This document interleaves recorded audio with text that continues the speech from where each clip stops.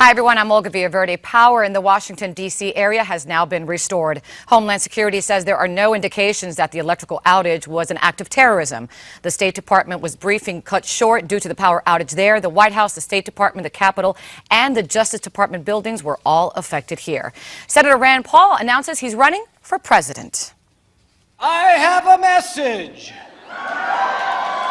A message that is loud and clear and does not mince words. We've come to take our country back. Paul is in Louisville, Kentucky today. He's asking supporters to, quote, stand with Rand to defeat the Washington machine. He blamed both Democrats and Republicans for political gridlock. In Boston, the jury in the murder trial of ex-NFL star Aaron Hernandez hears closing arguments today. The defense team argued that Hernandez was just a witness to the killing of Odin Lloyd. They say Hernandez did not murder him. Over the course of the 9-week trial, prosecutors called more than 130 witnesses to the stand, while the defense only called 3. If convicted, Hernandez faces life in prison. Jury deliberations are going on right now in the trial of Boston Marathon bombing suspect Dzhokhar Tsarnaev. During closing arguments yesterday, prosecutors painted him as a young man who wanted to terrorize the country. But Tsarnaev's defense team has placed most of the blame on the older brother. They say Dzhokhar was just following his lead. In Illinois, at least 5 people are dead after a small plane crash in the central part of the state.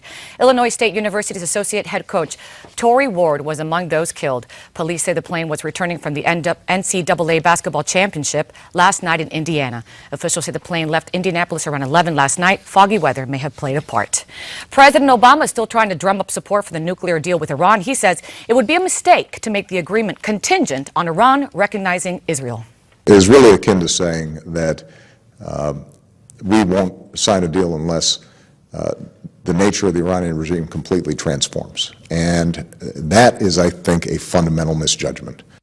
In a recent interview with NPR News, the president says signing a deal with Iran is, quote, the right thing to do.